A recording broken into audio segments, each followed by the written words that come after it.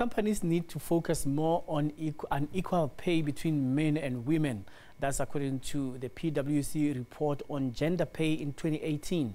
The report says globally there's renewed focus on pay disparities between men and women. In many countries, organizations are required to report on the gender pay gap. Although this is not yet the case in South Africa, numerous organizations have taken steps to identify pay disparities at all levels. Many companies have also adopted a long-term view to ensure that diversity and, in particular, gender pay inequity is addressed and reported on. Earlier, I spoke to Rene Richter, who is director at PwC, and asked her to paint a picture of how women are underpaid in the country. I think it's a global phenomenon, but if you look at what is happening in the industry sector, you're probably looking at underrepresentation. Females at senior management and executive levels, on average, about 20%. And probably the majority of them being paid in the lower quartile in comparison to their male counterparts. So how are gender pay gaps determined in the country? Isn't it a question of a post is advertised and it has a salary bracket, and whenever they appoint somebody, it may be a man or a woman, and that person has to earn that predetermined salary? Correct, but I think what you're looking at is in a lot of cases the females are coming up through the ranks in the organization. Sometimes it takes quite a long time for them to close that gap. And of course, if they have any family responsibility leave in between, then that also affects their ability to be paid at the right levels when they finally reach the levels that they should be paid. Is underpaying women a deliberate practice intended to keep them at the lower ranks? I don't think so, no. I think that there's probably unintended bias, but it is so that because of family responsibility, females are sometimes disadvantaged. But also remember that our talent pipeline is very small. So what you're looking at is less females are actually in the running for the senior positions at the time.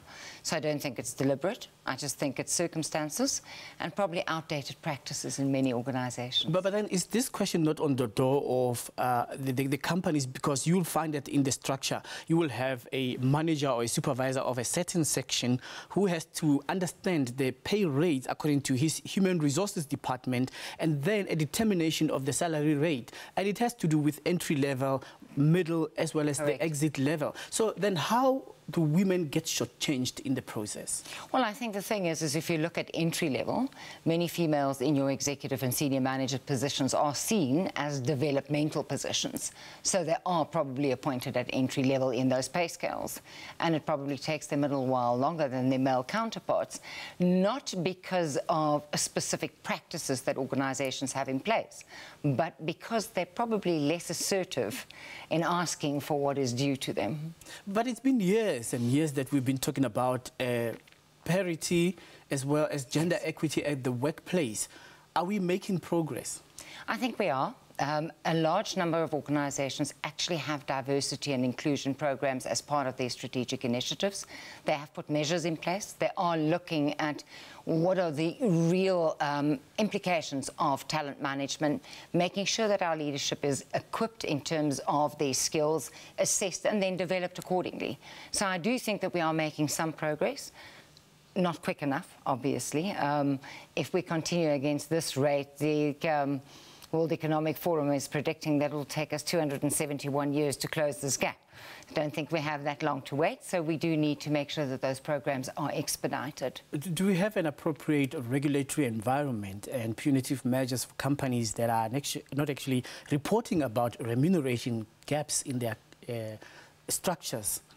We don't have that in South Africa at the moment. It has been implemented in the UK. They have had their first round of reporting this year. I do believe that there's a global phenomenon in terms of making sure that regulations are followed and that those regulatory compliances will be implemented in many countries. Whether that is on the cards for South Africa shortly remains to be seen. But then is the voice of women heard about this issue? Because if you and I are working for a certain company and we're doing the same job, coming to work at the same time and we knock off at the same time, we should be paid equally. But that is not the case in many companies. Why? Are women not speaking well enough? Are unions not really raising this issue? And Is management listening?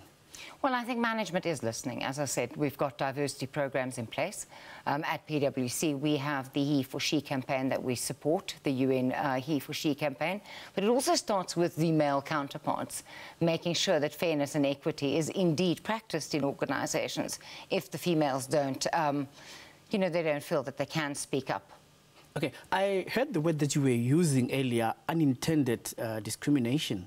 Let's talk about examples of industries where you'd find women not earning the same as men because of the kind of job that has to be performed.